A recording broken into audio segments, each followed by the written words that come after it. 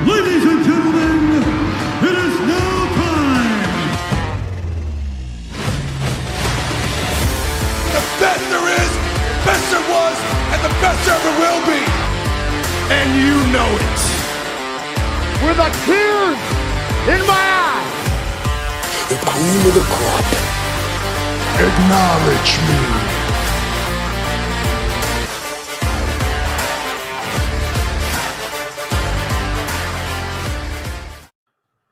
What is up, everybody? It is Thursday, July 24th, episode 390 of Top Rope Nation. Ryan Drosty here with you today with a special guest co-host. Justin was not available. Jesse was not available today. We were not planning on doing a show today, but with today's breaking news about the death of Hulk Hogan, it was kind of mandatory we do a show. And, kind of been sitting around all morning thinking about it, kind of lots of thoughts running through my mind. What am I going to say? There's so many different opinions out there about Hogan.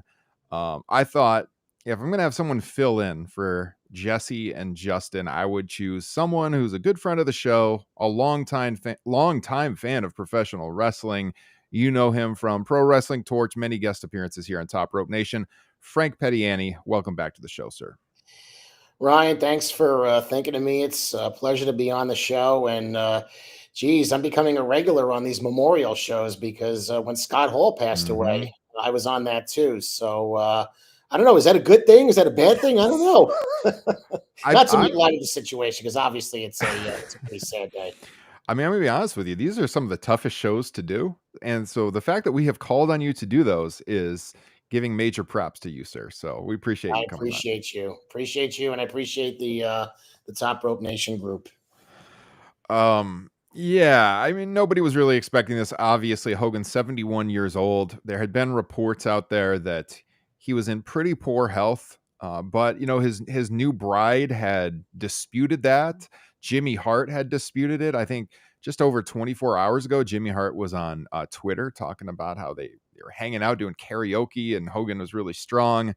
But we know that Hogan had neck surgery back in May, and it was pretty grueling recovery from that. So there's been a lot of reporting. TMZ had been reporting on him struggling with his health as well. And I think TMZ's article, as far as I know, broke the story this morning. That was the one that everyone was sending me. Yeah. We're going to talk about Hogan's career, obviously, and all of that, and all of the reasons why Hogan's legacy is just really, really complicated, I think. But we're going to get into all of that. First off, if you are just tuning in and you somehow didn't hear the news, basically what happened is, according to TMZ Sports, medics came to Hogan's home in Clearwater, Florida early this morning. It's actually right around, I believe, the call came in at 9:51 a.m. Eastern time, and he was treated at his home by Clearwater Fire and Rescue personnel. They were doing chest compressions on him at the scene as they were taking him out of the home. He was pronounced dead at the hospital. As I said, 71 years old. According to the Clearwater Police Department, he died at 11:17 a.m. Eastern time. They said no signs of foul play or suspicious activity. He reportedly died from cardiac arrest. And, obviously people are going to point to Hogan being a professional wrestler and admittedly used steroids for a very long time. And, what that could have probably played a part in his role. Role in the death, you would assume. I mean, I'm not a doctor, but this, unfortunately for us as wrestling fans, has been a trend with a lot of the stars from our youth is early deaths. Hogan, not really an early death. I mean, 71 years old. He should have lived longer than this. But certainly he lived a lifestyle for many, many years that would lead you to believe that that lifestyle played a role in his death, Frank. So when you heard the news this morning, what were your initial thoughts? My initial thoughts was, what the hell, first Ozzy passes away yesterday. And, growing up, I mean, I'm a 70s kid, but, my music formation happened in the 80s. So Ozzy is a significant part of that. Between that, Malcolm Jamal Warner a day before, and I watched a lot of the Cosby Kid or the Cosby Show, I should say. So I mean, this is like my childhood basically being ripped from me. I mean, a good portion of my life, Ryan, has been watching wrestling. I mean, I've been watching since 1986, and I'm 52 years old. Well, I'm going to be 52 in September. So I mean, that's about 80% of my life if I do quick math. So just really crazy. I mean, I'm on the plane at that point, and I got a couple of, I'm in the back. I'm not flying or anything like that. So I got plans. I'm going to do a little studying. I'm going to watch New Japan Pro Wrestling Night 4. I got this whole thing. And then shout out to my buddy Mike, who sent a text to Justin Girardi, patron of the show. And the two of us are just like, what? So I'm sitting there, I'm boom, boom, boom, boom, boom, boom for the next hour. I'm getting nothing done. I'm not studying. I'm not watching anything. It's just, it's crazy. I mean, this is somebody that, for all intents and purposes, we grew up with. I assume everybody in the group is around, Gen X, or at least on the elder old millennials. Yeah. Yeah. What do you consider, by the way? I'm an elder millennial. I missed Gen X by just a couple of years. I'm 41, years. so yeah. Okay. I'm definitely an elder geriatric millennial. Yeah. Geriatric millennial. Yeah. And I guess I'm a bit, because I'm 1973. So I think I'm like a baby Gen X, because Gen X, I think, starts in the 60s, not to go into that discussion, but yeah.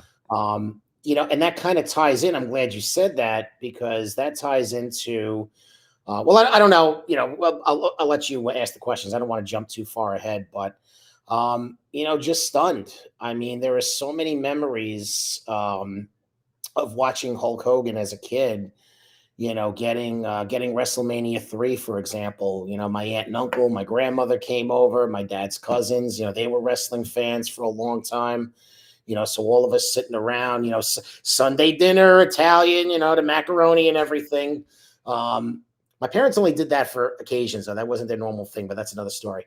But everybody watching that, and then the year after that, WrestleMania 4. I think I went to my uncle's house for WrestleMania 5, whatever. But there were a lot of family functions built around wrestling, and just between that, me and my childhood friend John, we'd get on our bikes, we'd go to the video store, and we'd rent wrestling tapes, and get pizza, and we'd watch wrestling.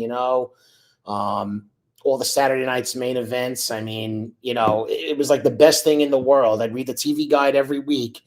The first thing I'd go was Saturday night at 11:30. Saturday night's main event on, and Hulk Hogan is, wrapped into a lot of that. So it was episode 6, by the way. That was the first one I watched. I think you guys reviewed that here on Classics. Yeah.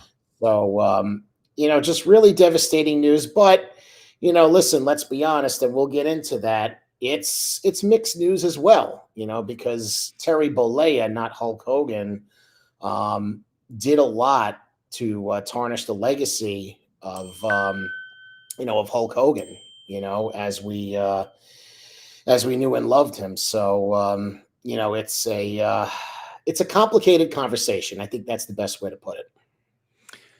I mean, it really is, because you look at Hogan, and this is a guy who, in some ways, is a wrestling tragedy of his own doing, right? Because I feel like we can talk about, what happened over the last several years with Hogan and his legacy and everything. And I think that Hogan had a chance to redeem himself. I think we've seen wrestling fans so many times, like, who know wrestlers did awful things, forgive them.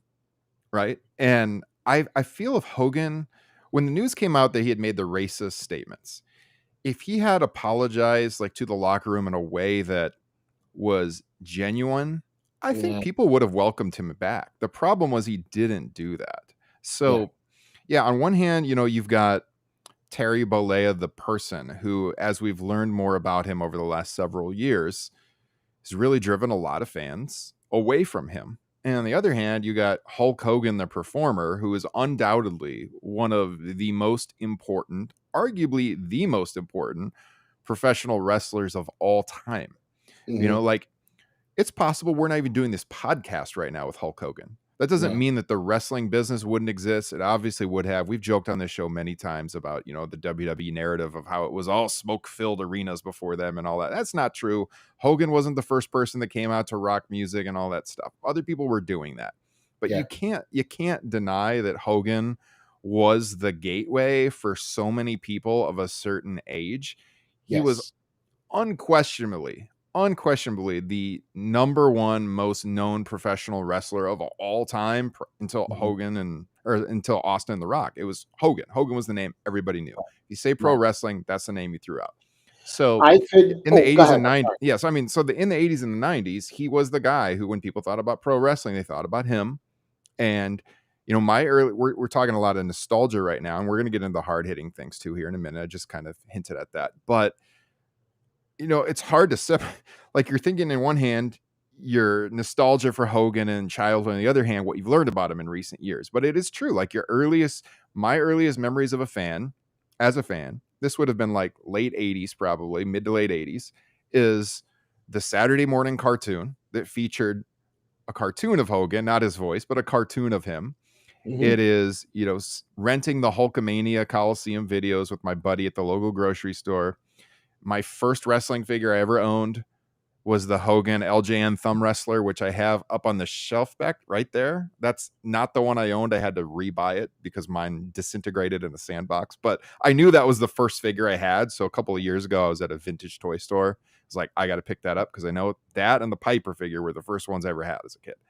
So, I mean, he's baked into childhood. And sometimes, that could kind of warp your mind of the person and nostalgia takes over. But we've always been honest on this podcast, and we're going to be honest about this. It's you can't separate the real life guy from the performer because we've learned just so many awful things in the last few years, and it makes it honestly really hard to do this show and understanding how we're going to approach this. Mhm. Frank. So go ahead. No, I think that's fair. I mean, when I go back and think about the anticipation for the match between him and Andre the Giant, or him and King Kong Bundy at 2, it was more Andre. I mean, I came in around WrestleMania 2, but the first build I sat through was the 1, 2 to 3, which you guys covered. Shout out to you guys for doing a classics on that. Everything that happened with 4, and then going against the Macho Man for 5, and then the build up to him and the Ultimate Warrior and all of that stuff. I'm not gonna lie to myself and say that I don't look back upon that fondly, because I do. I mean, they're great memories. The people with whom I watched those shows, again, whether it was my uncle, friends I went to school with, my cousins, whatever, that's not going to go away. And it's Terry Bollea the person. It's Terry Bollea the person that we learned about, you know, over the last 10 years, ever since the thing came out with, the racial comments and the conversation with his son in jail and everything like that. The stuff that we learned about. I mean, I'll be honest, I was getting over Hulk Hogan in the late 90s. While all the NWO stuff was great, and we'll get into all that, there was a lot of damage that he did to the industry, and Mhm. I'm sorry, but he was very complicit in the destruction of WCW, which I'm sure we'll touch on. Yeah. So, I guess we all have different abilities of compartmentalizing. Your ability to compartmentalize is going to be different from mine. It's going to be different from everybody watching the show. And I don't blame anybody for saying, screw you. I hate this guy. I don't care what I watched as a kid. This guy pissed on my childhood. I think Rick Skelton said that, to give Rick a Mhm. shout. And I can't fault him for that. I can't blame anybody for that thought process, but we can't deny what he was. And to put a little context to what you were saying before, Ryan, the biggest star of the television pay-per-view era. I mean, like you said, there was wrestling before him. There was Bruno San Martino. My uncle used to go to the Madison Square Garden every month with his friends, and that place was packed. There was Antonio Inoki, Giant Baba. You go back to Jim Londis and, all the big names of the past, Gorgeous George, Buddy Rogers. There was wrestling before him, but he was certainly the signature person of the TV pay-per-view era, as the national expansion, was happening. And it's funny, him getting fired from the the WWF. I believe he got fired for doing Rocky 3, if I know my history correct. Yes. Yep. You think about him and Mr. T being a part of that movie. Okay. Rocky 3 is like one of the first movies that I ever loved. Mhm. And I probably haven't told this story, and I'm probably going off on a little bit of a tangent here, but I saw that growing up. I'd go to my cousin's house, with my parents, and my dad's cousin was a big wrestling fan. So was my grandfather. He was actually a wrestling fan too. My dad, not so much. He didn't really get passionate about things, but like I had seen wrestling when I was younger, but it didn't register. So, then comes Rocky 3, and then a few years later, I'm going to school, and my friend Frank, yes, I have a friend Frank with the same birthday, by the way. I was born first. He starts doing this thing, and he was a little bit of a bully. He would tell you that. He would be talking crap about this guy, Carl Harvey. Now, why am I talking about this? He would walk around saying, "Let me tell you something, Roddy Harvey. What are you going to do when the Frankster one runs wild on you?" And I'm like, what is this guy talking about?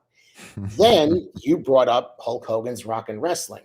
Hulk Hogan's Rock and Wrestling was my entry into watching professional wrestling, because then I think whatever was on after, I don't think it was Wrestling Challenge yet, but whatever was on it, maybe like All American Wrestling, Superstar, whatever it was. I'm like, oh, wait a minute. Those are the real life guys. How cool is that? So Yeah. we're probably like, or at least the people that watch that cartoon are probably Vince McMahon's ideal customers, because that's what he does. He likes that connectivity, between something in pop culture. So all of a sudden, when I started seeing that, I started seeing Hulk Hogan. I'm like, that's what my friend Frank was talking about, the Hulkster, and Yeah. Roddy Piper, and I'd go rant. I'd watch The War to Settle the Score, all of that stuff. So, there's so much, that's tied to Hulk Hogan and what he meant for the industry. But again, the compartmentalization is going to be different for everybody. And I completely understand anybody's position. Even if they say, you know what? Yeah, he was great for me growing up, but I can't look upon that the same way, knowing what we know about him, knowing what came out in subsequent years. Yeah, and there's some irony here, because it's 10 years to the day. Greg threw this out in the chat a little bit ago, but it is actually 10 years to the day that news broke about the tape. First, it was the sex tape that got uncovered, where it Right. was, that Hogan had said these awful racist remarks on the sex tape. And it was 10 years ago today that news broke. I will always remember that, because I was running a wrestling website at the time called Top Rope Press, that this podcast spiraled out from, actually. And I was actually on a trip. I was on vacation, and that news broke, and I was like on my phone trying to direct all the writers, including our friend Kyle, how to cover this and what to do. And that was 10 years ago today. And then, that was the first news that came out. WWE like separated from them, if I remember right, might have been the same day or within a couple of days, they had released I think him it was from the the same Legends day. contract. Yeah, that came out. They yanked him, they fired him, and then they pulled him out. They removed him from the Hall of Fame. Yeah, they wiped his name off the website and all kinds of, and then it wasn't too much longer, but then recordings came out of some conversations Hulk had with his son while his son was in jail for that horrible auto accident, which basically destroyed the life of Nick's friend, who is still not in a good state to this day. And Hogan had visited him and said some pretty awful things that was recorded there too. So, all this stuff came out. And then in 2018, Hogan was brought back to WWE at Extreme Rules pay-per-view show held in Pittsburgh. And they rehired him, and they allowed him a chance to address the locker room.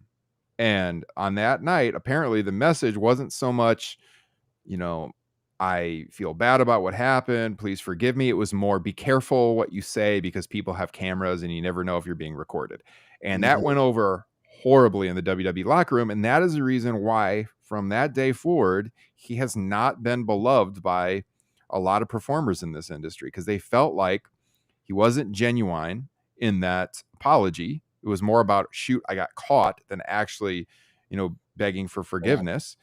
and especially a lot of African-American wrestlers. You know, we've seen the New Day comment on this. We've seen Shelton Benjamin comments on this. They didn't feel like he really reached out for forgiveness. And so this is where this duplicity with Hulk Hogan lies. And then, you know, we know he's gotten involved in politics and stuff, and he was at the RNC. That's not the root of all this. I've seen Right. people on social media saying, oh, they hate him because he liked Trump. That is not the case. It started way before the Trump stuff. It's about the racism and that being him being caught for that and not being apologetic about it. So I get that. It should be held against him. I do think that, like I said earlier, if he had actually come out for forgiveness, he would have been forgiven and accepted back by fans.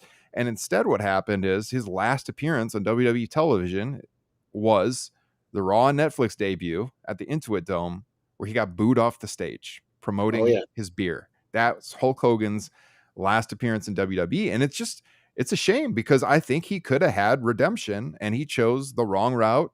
And, you know, here we are. So on one hand, we're talking about nostalgia.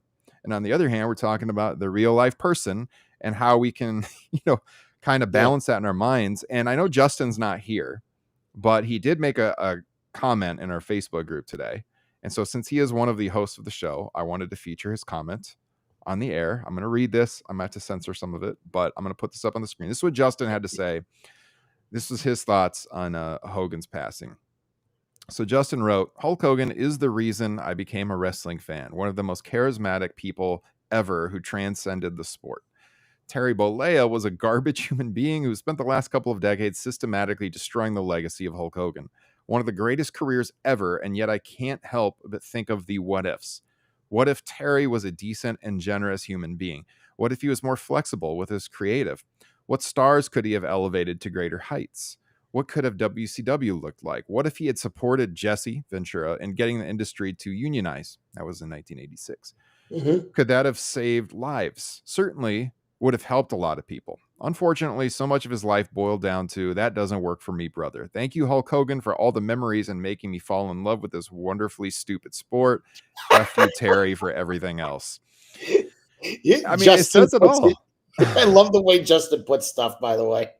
I mean, it pretty much says it all. I mean, those of us who cover wrestling have been fans for a long time. This is the struggle, because we have a lot of nostalgic memories for this man. There is no disputing his importance to the sport. Yeah.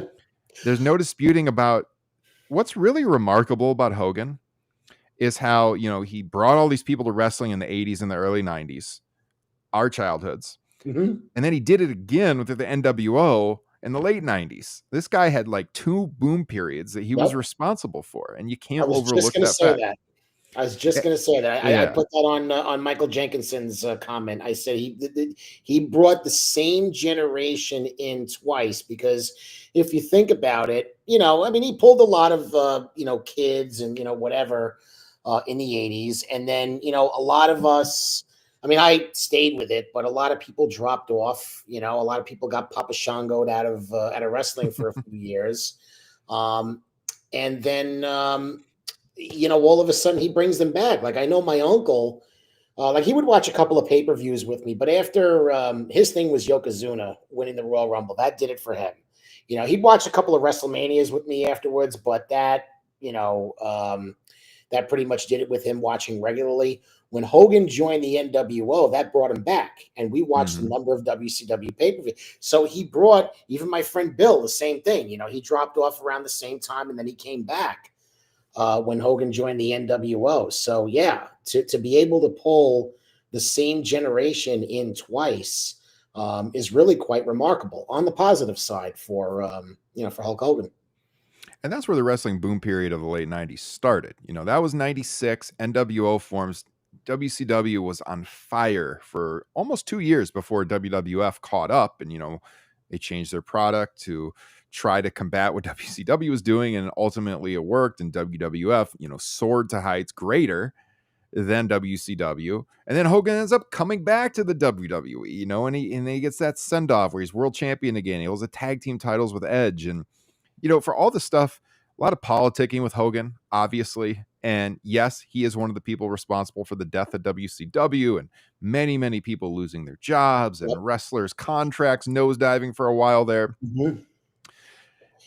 But a lot of that, at least in WCW, that was contractual. He got the contract to do that, where he had creative control. And so, Right. he's a guy who was, it's bad. It was a bad thing to do, but he was smart enough to get that in his contract because he always Right. looked out for himself first. And he Right. was a guy, we saw it when he wrestled Warrior, where the focus was on him and not Right. Warrior. We saw it when he wrestled Rock. He was a shining star at WrestleMania 18. You guys can check our classic show we did last year on that if you're a Patreon subscriber. We had a great conversation on Hogan and Rock. So like he could always put himself first and foremost. And, that was the era he came up in. Always look out for yourself. Right. And now it didn't have to be that way. He could have got behind unionizing, and he didn't. If Hulk Hogan had got behind Jesse Ventura in 1986 and demanded the union, it would have happened. And this is a whole different industry today. Instead, I haven't seen if Jesse commented on his death yet, by the way. That would be interesting. But that I gotta say. Instead, he went behind Jesse's back. And, this came out in court proceedings. We know this is true. He went behind Jesse's back and ratted him out. And that's a whole nother story. This kind of pales in comparison to that, but you could argue he almost killed the WWF in the early 90s because who did he refuse to put over that could have been a bigger star? Now, I know you love Bret Hart. I love Bret Hart, Ryan Huffman, but not to break your guy's heart, but he's not considered one of the biggest stars of the industry. I know we personally like him, but if Hogan put him over like the plan was, at that SummerSlam, then Bret could have been elevated to that next level and he could have been, a signature guy. So, and look at the struggles that WWF had. I mean, they were almost, I don't know if you believe that, but, things were dire for a while, Yeah. In fact, we talked about it when we did Survivor Series 97. We talked about, how they basically pushed him out. Because they couldn't afford his contract. So, had he gave back, what he had been given, who knows what the shape of that company could have been. So, yeah. Guys, we're going to bring on some guests here. We've got a couple of people who are going to be joining us here to kind of talk about their memories of Hulk Hogan and their thoughts on his passing today. Before I do that, and before I bring on our first guest, if you're watching us live right now, please hit the like button if you haven't already. It really helps us out here on YouTube. You can also find our show on every podcasting platform. Make sure you hit subscribe. And if you really want to support the show, I mentioned Top Rope Nation Classics. The number one way to support the show is by becoming a TRN patron. Frank's a wonderful patron of ours. Get all of our bonus content over there. Top Rope Nation Classics, Jesse's bonus show, TRN Unplugged, my bonus show, TRN Extra, star ratings on pay-per-views from myself, all kinds of stuff, merch giveaways. $5 a month unlocks all of that for you. So you can click that QR code here on the screen if you got a camera phone on you, or you can click the link here in the podcast description and read about how you can support us on Patreon. That is what keeps the show going. All right, we're going to bring on our first guest. He's been on the show numerous times before. Let me get him on right here. It is Carl Longhorn. Carl, welcome to Top Rope Nation. Welcome back to Top Rope Nation. And give us your initial thoughts on the passing of Hulk Hogan. Yeah, very shocked, but not surprised in many ways. Obviously, a lot of rumors been going around for a few weeks about his health, and the sources were dubious. Bubba, obviously being the main one, but clearly there was something to it. I put it on the Facebook group. I'm really mixed about it because as a performer, you look at Hulk Hogan and think, what a superstar. I don't think you'll get a bigger star in wrestling ever again than Hulk Hogan. That's a sad reality in many ways. But as a human being, the lack of redemption that he sought in his life saddens me from a human level as someone who isn't a religious person, but looks at someone who purported himself as a religious person. What does that mean? Like, that's really, really sad. Like, I look at you two guys as two human beings. I don't judge anything beyond that. And clearly Hulk Hogan did something in his life that made him look at people a different way. Mm-hmm. And we talked about the video. You guys talked about the video earlier. I think the biggest thing for me was it wasn't just what he said in it, how he reacted to it, not just by apologising, by profiting from it. by going and getting money from that in the most like legalistic way.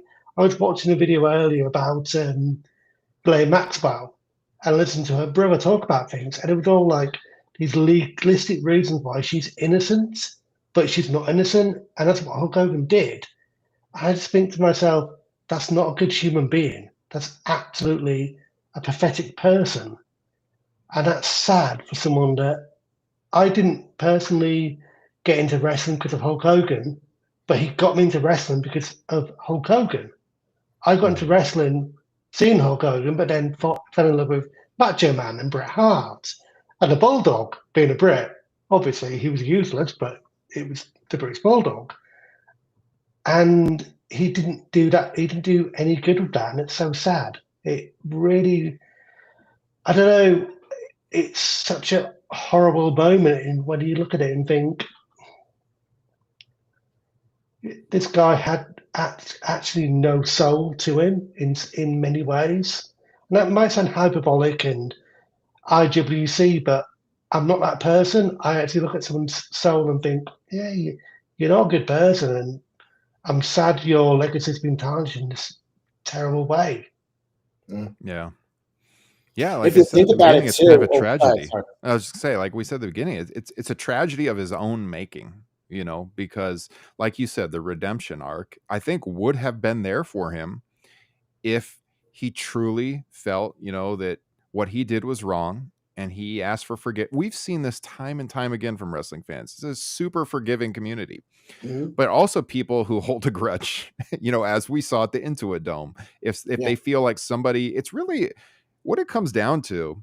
And this is something that I've talked about recently on the show when we've been talking about why Hangman Page has been connecting in AEW and why Steve Austin did. It's all about authenticity. I feel like wrestling fans, maybe more than any other professional sports league, are all about when somebody is authentic. And if they don't think you're authentic, they will hold it against you forever, Yeah. And instead of going down the redemption path, he chose, like you said, Carl, he chose the grift, really, is what it came down to. And he basically doubled down on that angle. And we've saw that over the last year. And yeah, I mean, it's unfortunate because if you grew up watching him, again, you're like, you got those good memories of him, which we can talk about here in a little bit. But man, it's hard for it to mean as much to you when you uncover who someone really is. Like they always, this quote about never meet your heroes because they're always going to disappoint you. Yeah, that would ring true here for a lot of people of our age, I would say. Yeah, and Frank talked about Ozzy earlier, and what a contrast. A guy that was a superstar that stole the scene whenever he came into it, had no ego. He grew up in Birmingham, not far from where I live now. Didn't grow up here, but I'm close to Birmingham now. And the contrast to Hogan is massive. Like Hogan stole the scene, but the ego got the better of him. Mm-hmm. It's so sad. And there was Ozzy was 72, I believe, and Hogan was 71, so it was like a year between the two. Yeah. But it's ultimately so sad. Yeah. Go ahead, Frank. You were going to jump in a second ago. And to kind of to pick up on what both of you guys are talking about with the redemption, as they say, the proof is in the pudding, and that Intuit Dome reaction, I think, is more important than we realize, because what are some of the things that wrestling fans love? Legends and returns. Okay. Yeah. Those are some of the things that get the biggest pops. And you would think one of the biggest stars of all time, one of the biggest, maybe the biggest star of the, as I said before, the television and pay-per-view era, the person that a lot of people are going to say put wrestling on the map. If he was that person, then that crowd should have embraced him and cheered him. For that crowd to boo, and I don't want to hear it's Los Angeles, it's supposed to be a democratic state. They're booing the Hollywood character. Give me a break. That explanation just really, that was out there. You remember that explanation, right? Oh, they're booing the Hollywood Hogan character. That's Come on. No, that's Give bullshit. me a break. How He got ridiculous. booed at WrestleMania 37. That was in Florida, in With Tampa, I with believe. Titus, yeah, With and Titus that O'Neil. bothered Yeah. me. That bothered me, Mhm. not for nothing. That bothered me with Titus. I kind of lost a little respect for. I mean, unless Titus was forced to do that, to stand side by side with Hogan and do whatever the crap they were doing at the beginning of the show, I'm like, come on, you're Titus O'Neil. What are you doing? You know. But that's a whole different conversation for another day. No, it's just, he came across many times as phony. I mean, I remember reactions, Ryan and Carl, not for nothing. Even after he got brought back, I never remembered reactions being that great for him, to be quite honest with you. Like I know they brought him back when Gene died, Mhm. and things like that. But I don't remember the crowd being excited to see him. They were excited to see Brett. I'll tell you that right Mhm. now. Okay. Yeah. So, just to Yeah. make an example. And I see Ross here in our chat, and I'll address this a little bit because I agree with some of this. So Ross says, "What's sad is people all over social media putting a negative spin on his death. I don't get why people can't just show some compassion and some heart and remember his loved ones that are suffering." I don't really agree with the people just making fun of his death. I wouldn't do that either. So I agree with Ross, on that. I understand That's people fair. have strong feelings on Hogan in both directions. This is such a weird deal because you log in and you see people either like celebrating it or up in arms with grief about it. And I personally don't think that you should go after somebody super hard after they die. We try to be objective on this show as best we can. We're talking about the positives and the negatives. We got into the positives of Hogan earlier in the show. Now we're talking about why there's controversy, and it is true. It is a complex legacy for Hulk Hogan. If it wasn't, you wouldn't see that on social media. That's the proof in the pudding that it is a complex legacy, whether we like it or not. So, I mean, this is something that we've seen with a lot of people, a lot of stars of a certain age who came up in a world, that was different than the world that we are now. But, the truth is racism was always bad in this country. And certainly in the 21st century, if you couldn't acknowledge how bad racism was, people are going to hold that against you. So, that's where we're at with Hulk Hogan. But I guess looking back at his career and, his biggest moments, I mean, obviously, as we've said, the 80s, wrestling exploding, that WWF golden period, not just WWF. I mean, he was a huge draw in AWA. Frank, you mentioned, he had worked Vince Sr.'s WWF, did Rocky 3. Vince Sr. wasn't happy about that, left, goes back to Minnesota, was a massive draw. I mean, AWA was running all over, doing 16,000 people when Hogan was on the card. When he wasn't there, they weren't doing that kind of attendance, which shows his drawing power. And, Vince Jr. knew that this is the guy I can build this company around. And he was right, and he hires him back. January 1984 beats, it was like 6 days after I was born, actually, January 23rd, 84, something like that. He beat the Sheik in Madison Square Garden, just down the road from you, Frank. And I mean, so starts this boom period in pro wrestling. And he held the title for the better part of the next 4 years. And, they tried Randy. Randy held the title. They had one of the all-time greatest storyline feuds in history when the Mega Powers exploded. Mm-hmm. They try to go to Warrior. Like I said, he loses to Warrior, but when he leaves the Sky Dome, he made the story about himself. And he's talked about that in recent years in interviews. Like, I always knew how to put myself over. And that's what he did. I heard John Pollock talking about this on Post Wrestling because he had interviewed him and asked him about it. And he said, like, yeah, I left the Sky Dome because I wanted to make it about myself. That's pro wrestling. And he was really good at that, and then he steps away for a little bit, comes back, wins the title again at Mania 7, Mania 8, and so on. And, as we talked about, reignites the industry again in 1996 with the NWO, with Hall and Nash and everything they did in WCW. So you cannot diminish the man's impact on pro wrestling. He is on the Mount Rushmore. There's no question about it. Anyone that would disagree with that, you could not take seriously as a wrestling historian or media personality. If you don't put Hogan on the Mount Rushmore, no matter what you think about him, you have no credibility, right? Right.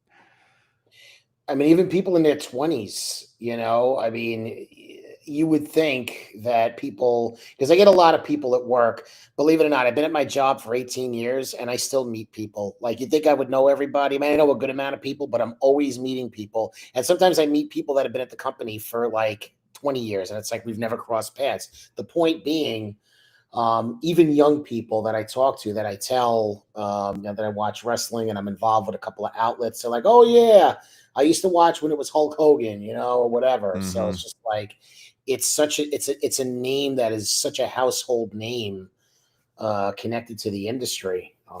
So yeah. Carl, any thoughts on Hogan's impact on the industry in general that you wanted to share? Yeah, I think it's unprecedented. I think if you look at what he did, and the Warrior thing is an interesting point that he brought up. I put a lot of the blame on that on WF and Vince bail on Warrior fairly quickly. Yeah. Because, Liam and Kyle talked about this on the I forget the podcast name now. Why Squared Circle Gazette. Squared Circle Gazette, yeah. They talked about that, how literally straight away they went away from Warrior as a top guy. And I think there maybe was some good intention from Hogan there, but from that point onwards, maybe not so much.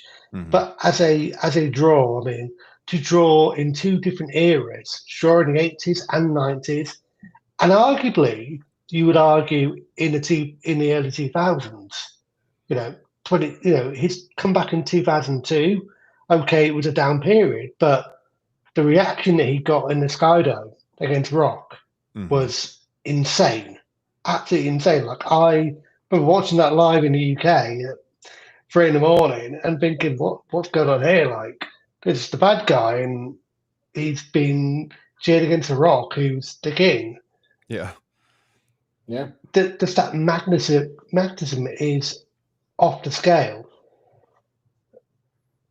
Sadly, he tarnished it by going on too long, I think. As many guys do. Ric Flair, when Ric Flair sadly passed away, I feel like we'll be having a similar conversation about Ric Flair in many ways, sadly, for different reasons, because these guys couldn't quit fame and they had to keep going on. And that's where the diminishing legacy comes in. That had Hogan retired when he's beaten the Georgia Dome, my God, what a career. But he couldn't quit, and he had to go on and stank up WCW, played the part in killing WCW, and then played the part in setting a precedent in WWE of the legends have to rule, that we saw on Tuesday night with The Taker and Trick Williams. That legacy was born in 2002, the year that WWE went backwards for the first time and have never looked back, or never looked forward, because they've always looked back. And that's a problem. Yeah, that brief little run he had in 02, I'm not going to lie. I was 18. It was my senior year of high school when that Backlash show happened. I was 18 as well, yeah. Hunter. And I was kind of into it at the time. It was just this weird nostalgia trip for a little while. And after that, he should have hung it up for sure. Yeah. Then it went on. He did more. He did the tag team with Edge, whatever. That was fine. Mr. America, it just, then the TNA stuff. The lie detector stuff was funny, in fairness. I did enjoy that. Yeah. But he had that little nostalgia trip where he held the title for, God, what was it? He had it for 2 months or something like that. Maybe it wasn't even that 2 long. months to take, yeah. Yeah, and I mean, God, when was Hogan born? He was born in 53, I believe. So it's 49, 48 or 49 when he had the title. I remember thinking he was a lot older than that at the time, and now I'm thinking oh, geez, he's a few years older than me right now. It's wild, but I mean, it worked for a little bit. It worked in short spurts. I would say, but yeah, I would argue he hurt Triple H a little bit at the time. Not that I want to create sympathy for Triple H. Okay, I'm the last person that wants to do that, and I wish I could do a Kyle voice right now, but I could say you guessed it. But you guessed it, winning the title and then having to lose it to Hogan a month later. I think that really hurt, and I think that was a big blow to that time period. Whereas Hulk could have just put him over, and made a new star, Yeah, I know Triple H was working hard. That's a whole nother conversation. But yeah, I think that was damaging too. And not to encroach on your job, but Ryan, but John Hope mentioning in the chat that he also destroyed TNA. I mean, I had a little bit of interest in TNA. I wasn't following it regularly, but I did see, a little bit of it when he went over there. And, you could just see the same, methodology that he was using, trying to put him over, trying to make himself the biggest star. And, after, I mean, they're still around. So it's hard to say. It's hard to say that he destroyed it because the company is still around. I mean, they got 9 lives, those people. But, if there was any interest in the company, it probably diminished a lot, after Hogan spent some time there. Yeah. John saying, if you want to know how popular he is, I've had people from work tell me that he died. I've had the same thing. I've had people Yeah. reaching out to me that I don't talk to very often that are just texting me, did you hear Hulk Hogan died? I'm like, yeah, I heard. Like I'm in a text chat with coworkers, of mine. Now, some of them watched wrestling in like the 80s and the 90s or whatever. Nothing ever came up when I'm trying to think of wrestlers who died within the last 10 years. Nothing's coming to mind. I mean, after Benoit, but Hulk Hogan came up. Hulk Hogan came up in the chat. So this is with coworkers, people that haven't watched wrestling in 30 years. Yeah. So, Frank, let me just ask you this. How many times do you see Hogan wrestle live? So I'm not the biggest, I haven't gone to a lot of events in my life. So, you would think, me being in the Northeast, I would go a lot, but, I mean, I went once to Nassau Coliseum. I think it was him wrestling Orndorff after they did the turn on TV, which, by the way, that's the turn that solidified me as a wrestling fan. I was plugged in after that. I'm trying to remember. I don't think I saw him after that because I went. It was my uncle, my father, and my friend Patrick. We went to the Undertaker versus Ultimate Warrior in a casket match. So Hogan would have been champ at that point because that was 91. I don't remember. Was he still working Slaughter around that time? Maybe. So if that's the case, that would have been twice. But I don't think I saw him. Did I go to a WCW event? There was a WCW. There was a Nitro in Nassau Coliseum in 98. But the main event for that was what's his name? DDP and Macho Man. They revisited the feud. Okay. So yeah, it was oddly, sadly, only once or twice that I saw him live. The majority of my viewing of Hulk Hogan was on TV. Carl, you ever see him live? No, sadly not. I think Frank, the 91 tour, I think there was a 1A, 1B tour, so that probably wouldn't have seen Slaughter and Hogan that year. Yeah. Potentially. No, never saw Hogan live. The only early WWF guy I saw was the Bulldog on a random British indie show in between when he got released from WWF and went to WCW, so in Leeds. Okay. Subbing for Dynamite Kid of all people. Wow. Wow. I never saw him wrestle in person, but I did see him once. I saw him at the 2006 Hall of Fame in Chicago for WrestleMania 22 weekend. He was at that Hall of Fame ceremony, but every other time it just never lined up. I went to a Nitro in 99 and he was working that year, but he wasn't on that show. And then I went to a Raw in 02, but it was shortly after he had dropped the title. He wasn't there, so I didn't see him there either, but saw him once at the Hall of Fame. This was back when they were doing it in theaters too. So it was a smaller environment. So that was kind of cool. I can't even remember why he was there. I got to look this up. Who he was inducting, because I know he did a speech for somebody. That was the Hall of Fame that Brett got inducted. But he was there in 2006. I cannot remember who it was at this point in time, but yeah, he was there. I'd have to look up the I mean, he always wiggled his way there for something. I mean, he was inducting Mean Gene. That's right. Oh, right, okay. Makes sense.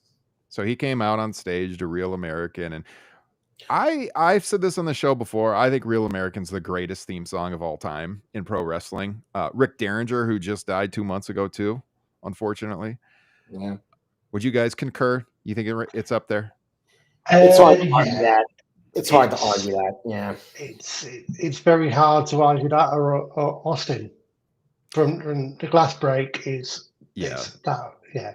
That's But the heart mark in me wants to say Bret Hart, but you can't argue it. Right. Adam chiming in here in the chat says, traveling from San Diego as a young kid with my dad to see him wrestle the Sheik sitting ringside, and that night was a buzz. Guessing that was MSG in '84 when he won. The whole building exploded. Super loud memory he'll never forget with his late father. That's cool. It's a cool memory to share. That's awesome. Yeah.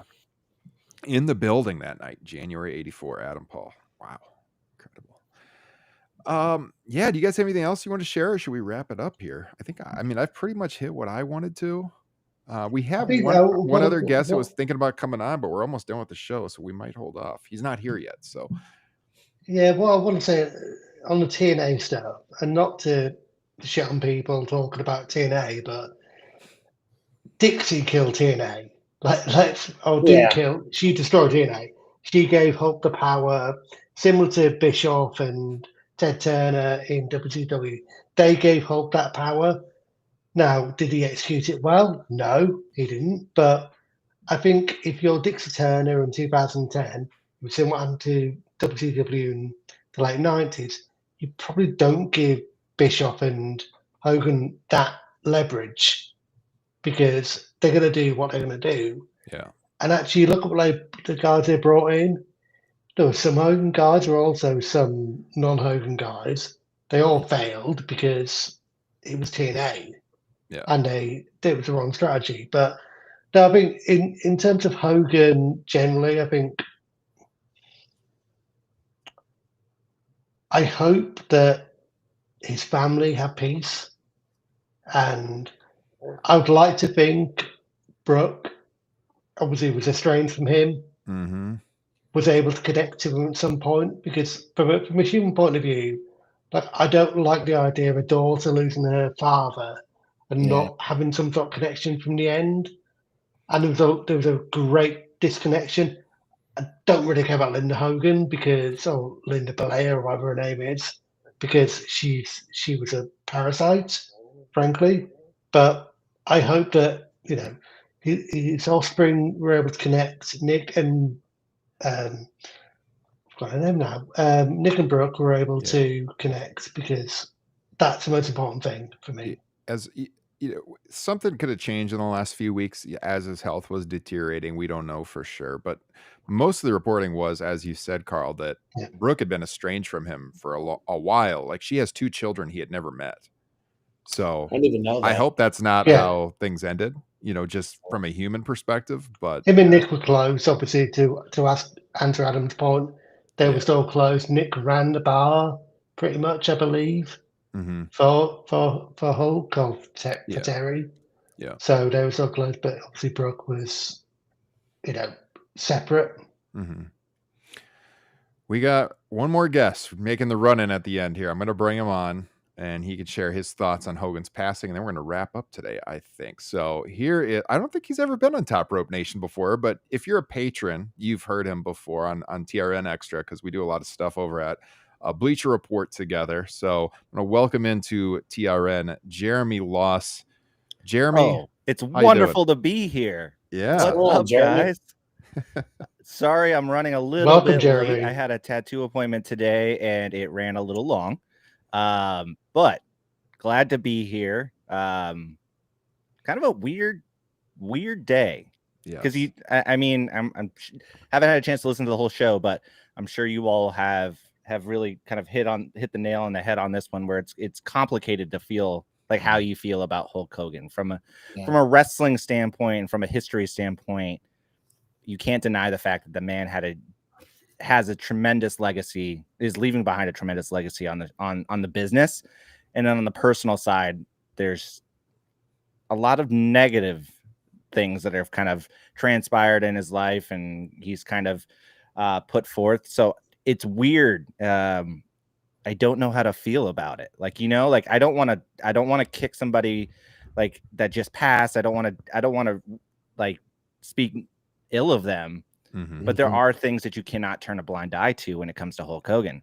It is just one of those things where I'll be very interested to see the reactions of the talent during the 10 bell salute tomorrow night on SmackDown. Yes. I think the camera will do about that in a minute. Yeah, because I feel like the talent is gonna there's gonna be some talent that they're probably gonna want to like shy away from. So it is just it's just overly complicated in terms of how I want to feel about this. I have some great memories with Hulk Hogan. Like, I mean, I grew up in the Attitude Era, so a lot of my Hogan memories were WCW memories, and a lot of Hollywood Hogan. So it's just like I remember him coming back or being the third man, kind of going through his heel turn and kind of feeling that in real time and going with it in real time. I was too young to be like a Hulkamaniac beforehand. So like for me, I knew Hulk as a babyface, but he was the majority of the time. And like my biggest memories of Hulk Hogan were Hollywood Hulk Hogan. So did you get into the O2 run then, particularly because you had never really been part of the Hulkamania scene? When he came back and he's come out in red and yellow again and won the title back. How did you react to that? It wasn't for me. I think, Ryan, we've talked about this numerous times. I love a good heel. Like I am a sucker for a heel. And Hollywood Hulk Hogan, I mean, say what you want about it. Like it was gold. Like they made a shit ton of money with that. And for me, Hulkamania just never really clicked. I do like, even though I wasn't a huge wrestling fan and I was really young, I do like the jokes about like eat your vitamins or what have you with Hulkamania. Like that's just never resonated with me. And so give me the good old like black and white vignette. The this ad is brought to you by the NWO. Like that was the stuff that like really hit with me. Well, he knew how to make a cool character. I mean, like the whole Hollywood Hogan look was super cool. Coming out to Voodoo Child, bringing out Dennis Rodman. I mean, like as a Bulls fan in that era, that was incredible. To see on pro wrestling.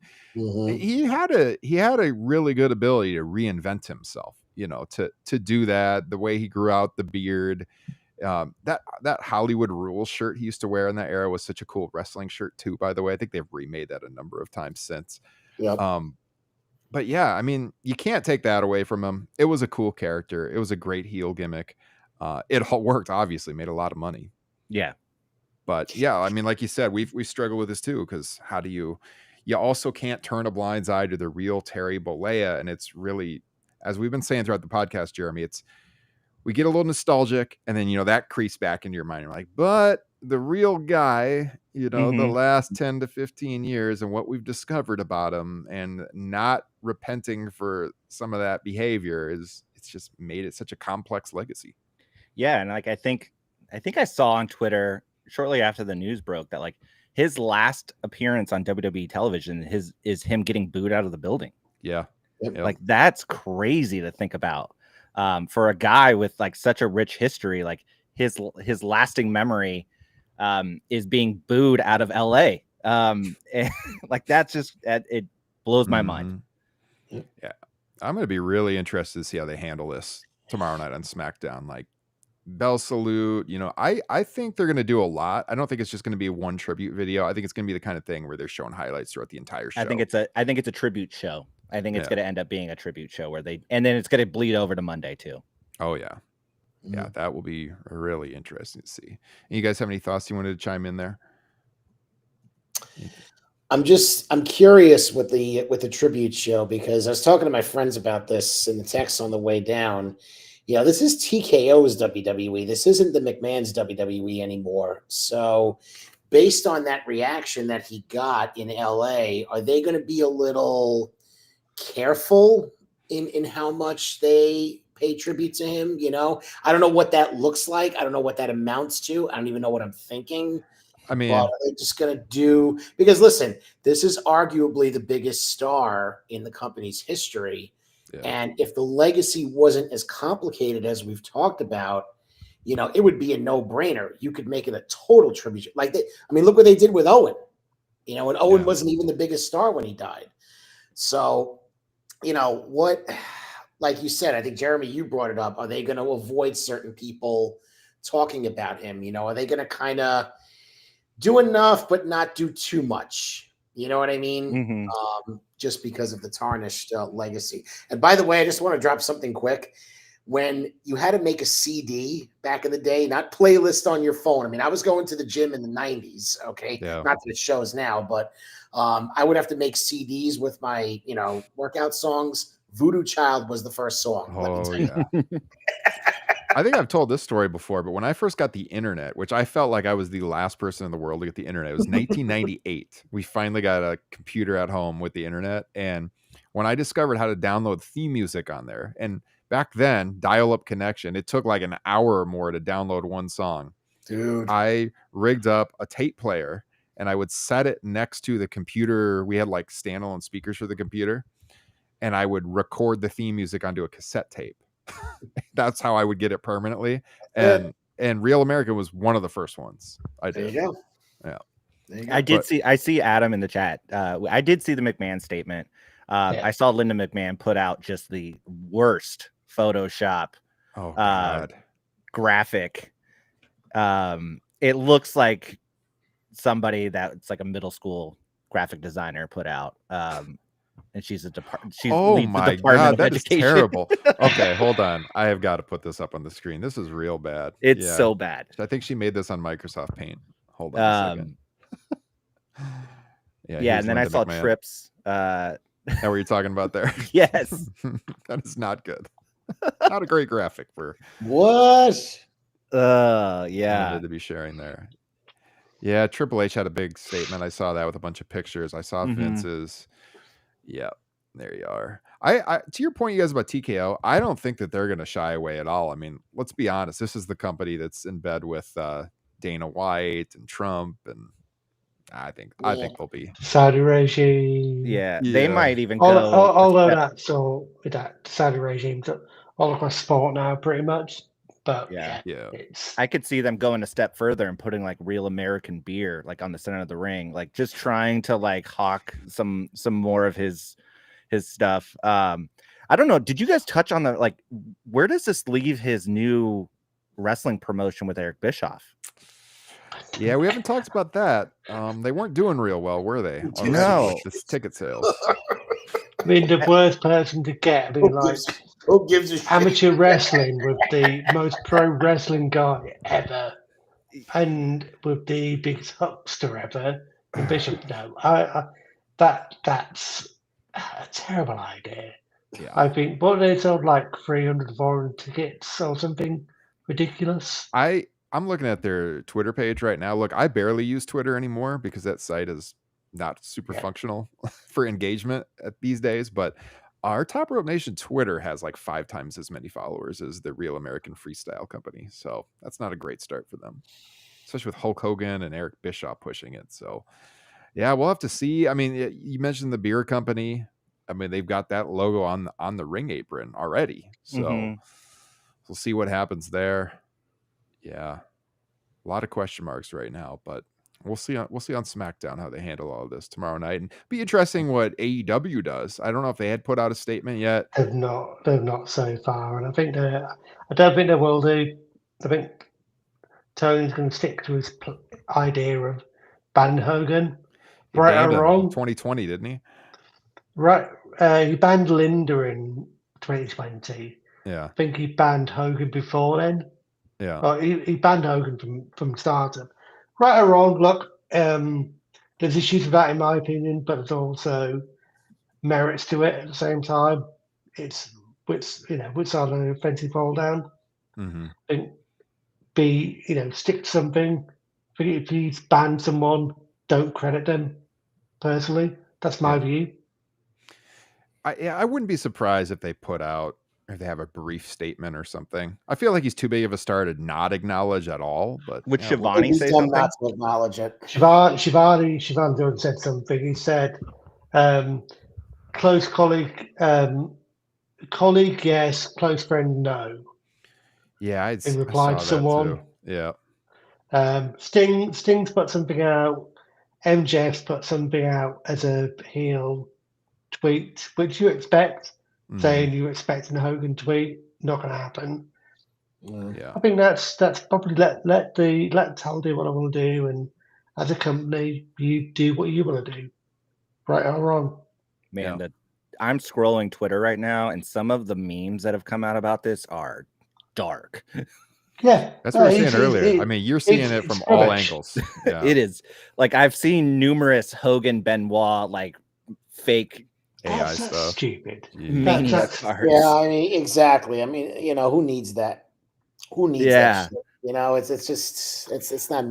ridiculous. It's not necessary. But the internet is a dark place. I mean, that's what I was saying when I came on. Like, I understand the man has a complicated legacy, but he just passed away. Like, it's so odd to be that dark and immediately following someone's death like this.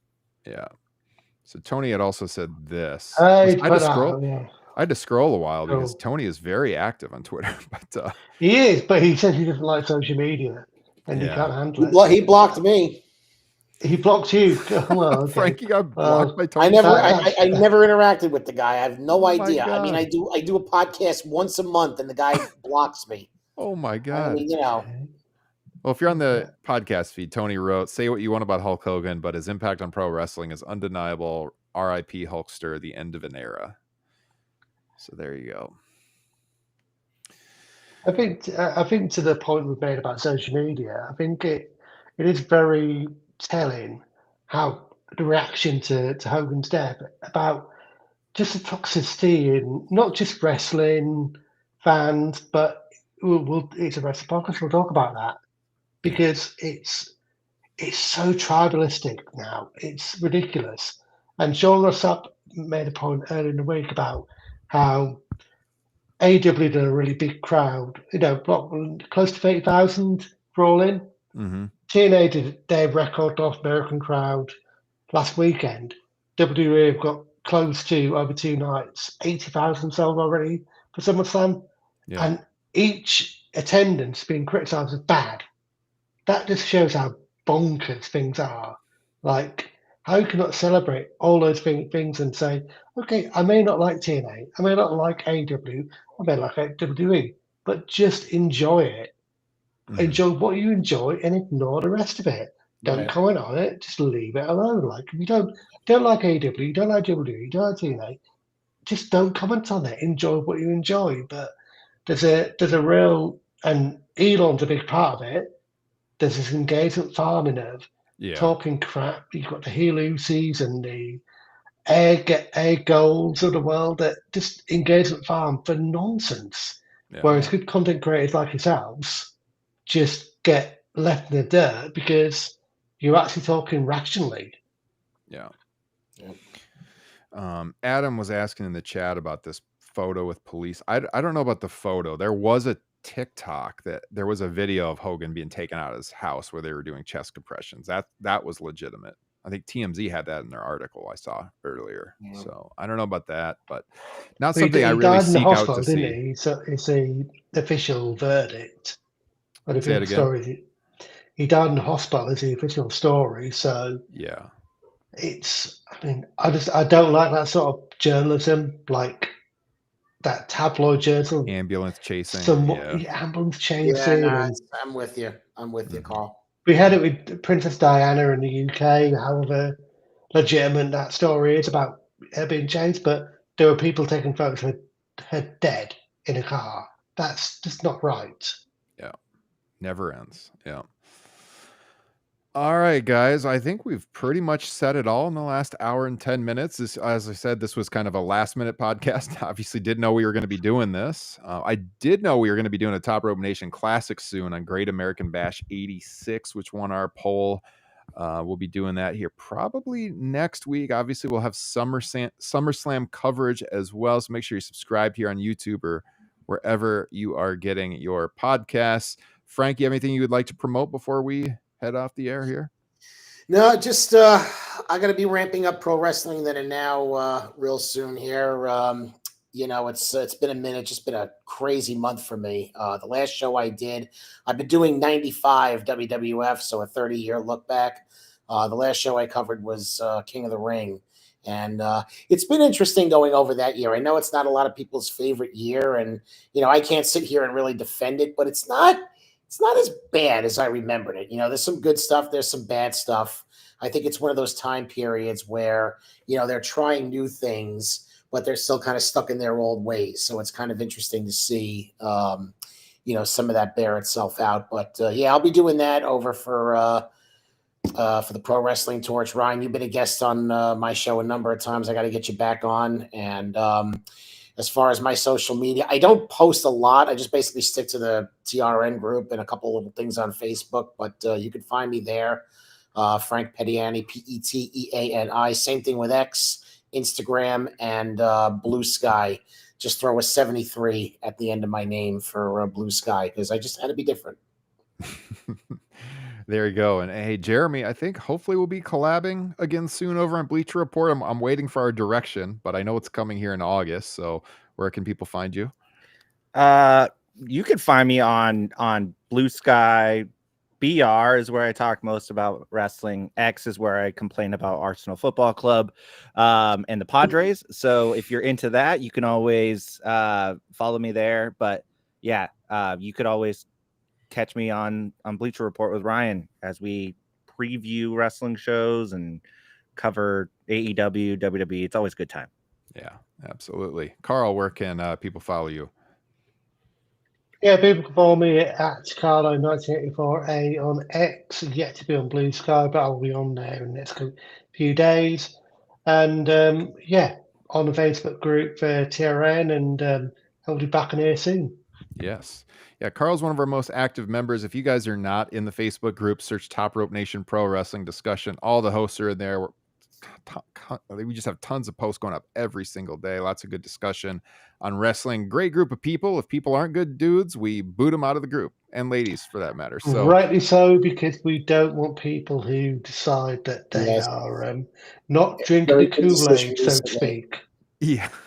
So we keep a pretty tight-knit, good group of people there. You will be welcomed if you join the group. So get on in there. You can follow Top Rope Nation on BlueSky, X, Instagram. We're also on TikTok, pretty much everywhere. As I said, all the podcasting platforms as well. You can find me at Ryan Drosty. That is Droste. Appreciate you guys joining me today. Difficult show to do, but I think we did it justice. So appreciate your help. Thanks for having me on. Cheers. Great being here, Ryan. Thank you. Absolutely. We will talk to you all again real soon. Take care.